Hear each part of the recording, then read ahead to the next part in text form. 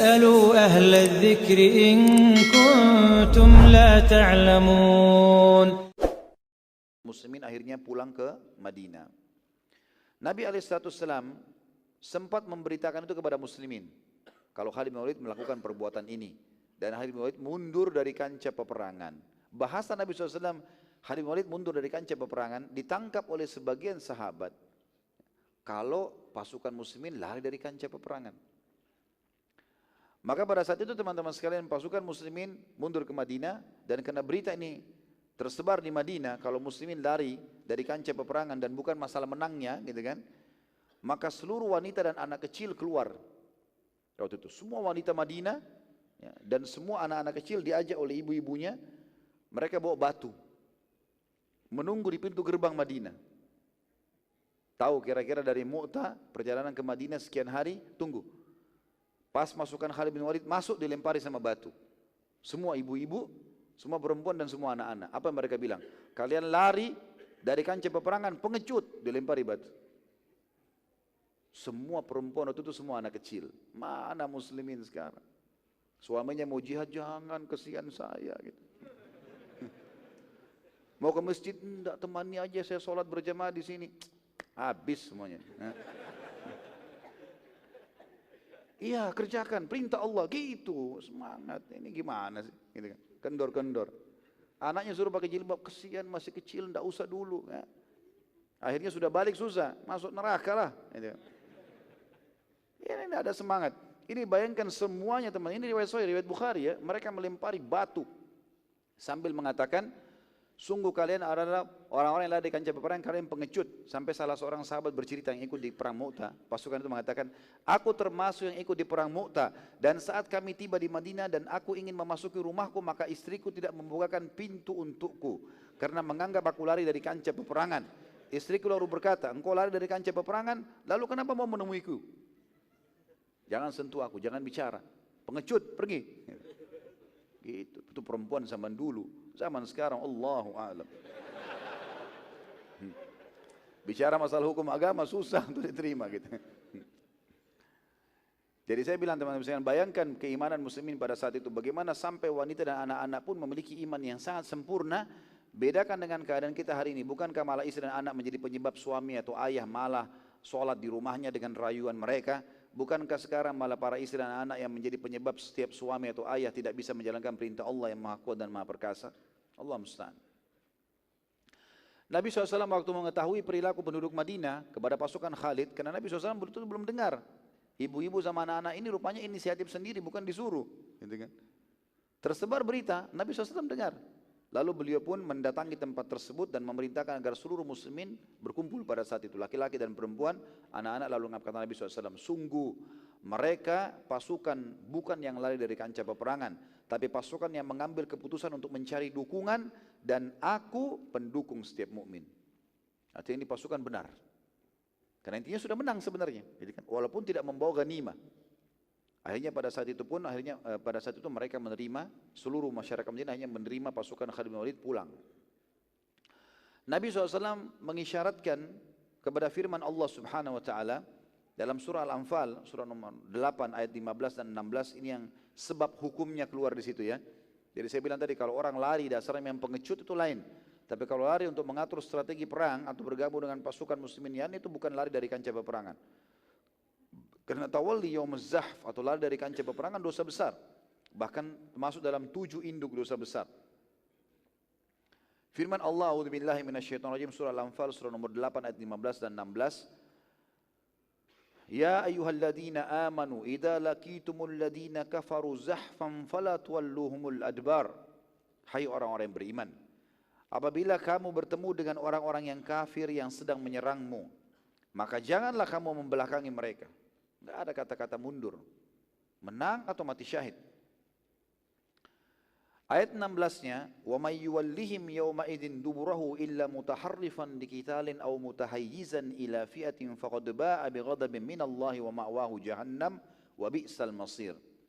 Barang siapa yang membelakangi mereka mundur pada saat perang lagi berkecamuk, kecuali ini ada dua Hal yang kalau ini ada berarti tidak masuk dalam lari dalam kancah peperangan. Kecuali berbelok untuk mengatur siasat perang atau hendak menggabungkan diri dengan pasukan yang lain, maka sesungguhnya orang itu kembali dengan membawa kemurkaan dari Allah. Kalau dia lari bukan karena dua sebab ini, maka Allah murka padanya. Dan tempatnya neraka jahanam, dan amat buruklah tempat kembalinya. Teman-teman sekalian, dalam syariat juga, agama Allah SWT ada hal yang perlu kita garis bawahi ya.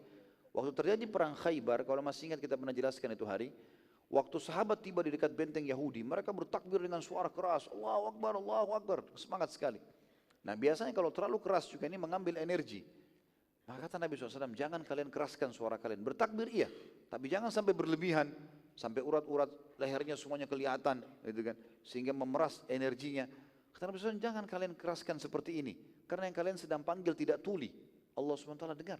Takbir iya, terdengar oleh musuh iya, tapi jangan berlebihan. Dan kata Nabi SAW, jangan pernah berharap bertemu musuh. Maksudnya apa? Kita pergi jihad iya, berharap musuh takut sama kita, pergi. Tapi kalau kalian sedang menemui musuh, kokohlah. Gitu kan? Karena targetnya bukan perang sebenarnya, targetnya kan membuat mereka mau menerima Islam, membuat mereka takut, gitu kan? Membuat mereka meninggalkan kebatilannya. Jadi kalau mereka sudah lari ya sudah. Tapi kalau mereka berhadapan dengan kita maka kokohlah. Tidak ada kata lain kecuali mati syahid atau membawa kemenangan. Pada saat berita perang Mu'tah tiba di Madinah dan seluruh pasukan muslimin sudah pulang ke Madinah, Nabi SAW mendatangi rumah Ja'far bin Abi Thalib secara khusus dan menemui anak-anak Ja'far, lalu memeluk mereka seraya beliau SAW menangis. Istri Ja'far saat melihat Nabi SAW menangis dan memeluk anak-anaknya bertanya, wahai utusan Allah, apakah ada informasi tentang Ja'far yang sampai pada anda? Maka kata Nabi SAW, sesungguhnya Ja'far telah mati syahid di jalan Allah. Maka istri Ja'far pun tiba-tiba nangis ya, pada saat itu. Maka Nabi SAW bersabda kepadanya, menangislah, apa-apa menangis tapi jangan meratap. Ya, kalau orang sedih aja kehilangan, menetes air mata mungkin, tapi jangan meratap, jangan pukul-pukul badan, jangan tarik-tarik rambut, jangan ucapkan kata-kata yang tidak baik. Niyahan namanya dalam bahasa agama kita, dalam hadis itu tidak boleh. Dan dalam keadaan seperti ini kata Nabi SAW, seseorang boleh menangis, tapi jangan sampai engkau memukul dada dan juga wajahmu, serta jangan merobek baju, jangan mendoakan keburukan pada dirimu sendiri. Nabi SAW lalu bersabda kepada penduduk Madinah, buatkanlah makanan keluarganya Ja'far, karena mereka sedang tertimpa apa yang tidak menimpa kalian. Dan ini juga keluar hukum dalam takziah, bagaimana kita dianjurkan untuk membuat makanan kepada keluarga orang yang sedang bersedih. Pelajaran yang diambil teman-teman dari perang Mu'tah. Yang pertama, jihad adalah ibadah mulia dan setiap muslim semestinya menjaganya dan berusaha menghadirinya bila tiba saat yang tepat. Sesuai dengan syariat tentunya, karena banyak juga orang Islam sekarang semangat tapi tidak sesuai dengan panduan syariat, gitu kan? Ini tidak boleh, tapi kita melakukannya sesuai dengan panduan syariat. Ya, ada pemimpin muslim yang benar, yang mengajak kita semuanya, maka itu kita lakukan, gitu kan? Kemudian yang kedua, bagaimana kemuliaan para sahabat dalam mempertahankan agama mulia ini dan bagaimana keberanian mereka dalam menghadapi musuh. Yang ketiga, keimanan sahabat termasuk para wanita dan anak-anak sangat luar biasa dan sempurna sampai mereka menolak kepulangan pasukan yang sudah berjuang karena dianggap lari dari kancah peperangan. Dan ini menandakan juga teman-teman sekalian, memang pembicaraan masalah agama, hukum syariat, halal haram, Allah bolehkan, Allah enggak bolehkan, Allah perintah, Allah larang, Rasulullah perintahkan, Rasulullah SAW larang. Ini sudah biasa di rumah mereka. Tiap hari anak-anak dengar itu, gitu kan? Sehingga membangun mereka menjadi seorang muslim dan muslimah yang kuat, yang kokoh. Nah, kita sayangkan subhanallah ada sebagian rumah muslimin tidak pernah ada kalimat Allah, tidak mengucapkan salam di antara mereka, tidak pernah ada nasihat agama, maksiat demi maksiat terus berjalan. Bagaimana mau diharapkan bisa jadi generasi Rabbani? Enggak mungkin, gitu kan? Harusnya dibiasakan teman-teman sekalian.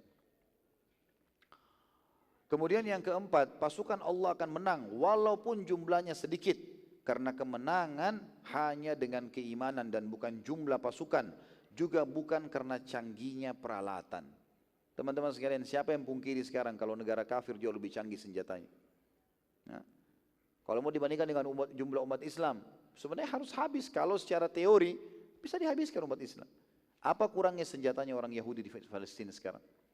Nggak ada kurangnya. Bahkan Israel termasuk negara 10 atau 5 negara ya, yang terkuat secara militer, yang memiliki senjata-senjata canggih, gitu kan? Dunia sekarang seperti itu. Umat Islam di sana pakai pisau dapur, teman-teman sekalian. Saya berapa kali masuk Palestina, kalau saya cerita sama mereka, saya duduk kalau ada waktu senggang, tidak ada pengajian sama jamaah, saya duduk, saya temuin di masjid, saya ngobrol sama mereka di Masjid Aqsa, ngobrol. Ya akhi, bagaimana ceritanya, bagaimana anak-anak mudanya saya temui, orang tuanya saya temui, saya coba tanya informasi. Gak bisa kita melawan, semua senjata disita, semua segala macam. Lalu dengan apa melawan? Ya kalau sudah jengkel sekali, ambil pisau dapur, tusukin aja satu tentara Israel itu. Mati ya mati, gitu kan. Sampai ada satu orang, bapak-bapak mungkin sudah jengkel sekali, anaknya rupanya digebukin sama tentara Israel. Dia ambil pisau dapur, taruh di jaketnya, lalu ditusuk sama tentara Israel. Berapa orang mati? Padahal kalau mau dipikir tentara Israel ini, bahkan ada ilmu bela diri teman-teman dikuasai oleh mereka, tidak dibagi oleh untuk orang lain. Ada ilmu bela dirinya orang Israel sendiri, tentara. Seperti itulah mereka lakukan. Tapi subhanallah kalah dengan orang yang tidak punya belajar bela diri. Dengan pisau dapur lagi. Gitu. Bahkan dibunuh beberapa orang. Ditangkap orang ini, masuk pengadilan. Ini kisah nyata. Ada fotonya bahkan dan ada tulisan dalam bahasa Arab tentang ungkapan dia. Ditanya sama hakimnya, kenapa kau bunuh pasukan kami? Kau kan aman sekarang, walaupun kami jajah. Maksudnya bisa makan, bisa transaksi, bisa berumah tangga, silakan. Tapi ikuti peraturan. Ya, kenapa bunuh kami? Dia bilang, saya minta maaf. Karena saya tidak punya senjata api. Kalau saya punya senjata, saya bunuh kalian semua gitu. Kebetulan saya cuma punya pisau itu, jadi saya bunuh sama pisau. Minta maafnya justru karena tidak punya senjata gitu. Mana umat Islam yang seperti ini gitu ya. Yang luar biasa gitu. Ya memang subhanallah kita selalu terkenal dengan masalah-masalah seperti ini. Baik, kita masuk teman-teman sekalian, perang Zatu Salasil. Setelah perang Mu'tah ada peperangan besar lagi gitu kan. Ini perang juga mulia yang harus dikenang oleh kaum muslimin. Sayangnya anak-anak muda Islam banyak kehilangan dalam kisah ini. Maka renungi baik-baik teman-teman sekalian. Kisah terjadi di Jumadil Akhir tahun 8 Hijriah. Salah satu suku Arab yang berada di utara barat kota Madinah. Utara barat berarti kurang lebih utaranya Madinah itu ada negeri Syam dan ke baratnya ya. Yang bernama Quda'ah. Saat mendengar kalau pasukan muslimin mundur dari kancah Mu'tah, rupanya tersebar berita kalau muslimin mundur dari Mu'tah. Disebarkan oleh suku Ghassan dan suku Romawi, padahal mereka sudah kalah waktu itu. Bangsa Romawi mereka menyebarkan kita yang menang, umat Islam yang kalah. Padahal mereka sudah habis pada saat itu, banyak kaucar-kacir. Secara teorinya umat Islam sudah menang, bahkan umat Islam memiliki kebaikan karena tidak mengenawan mereka, seperti itulah ya. Lalu kemudian mereka memotivasi suku Ghassan dan bangsa Romawi untuk bergabung dan menyerang Madinah. Sekarang suku yang ada di Quda'ah ini suku besar, punya ratusan ribu juga anggota, 100.000 pasukan. Mereka sekarang memotivasi suku Ghassan yang tadi kalah di Mu'tah sama bangsa Romawi, ayo kita serang yuk Madinah. Nabi SAW saat mengetahui maksud Quda'ah, maka beliau SAW segera membentuk pasukan yang kali ini diamanahkan kepada Amr bin As radhiyallahu anhu. Perhatikan ya, Nabi SAW baru dengar, sudah diserang duluan. Enggak ada nunggu pembantaian dulu gini. Ya, masih negosiasi, ya, masih ini dan itu, ini tidak ada. Nabi SAW baru dengar, sudah langsung. Nabi SAW memanggil Amr, lalu berkata padanya, wahai Amr, aku akan mengutusmu memimpin pasukan yang dengan engkau, ya, dengannya engkau akan mendapatkan harta rampasan perang yang banyak dan juga akan mendapatkan pahala. Kata Amr radhiyallahu anhu, walaupun baru masuk Islam ya, baru berapa bulan, belum setahun di sini, wahai utusan Allah, sungguh aku masuk Islam bukan untuk mendapatkan harta.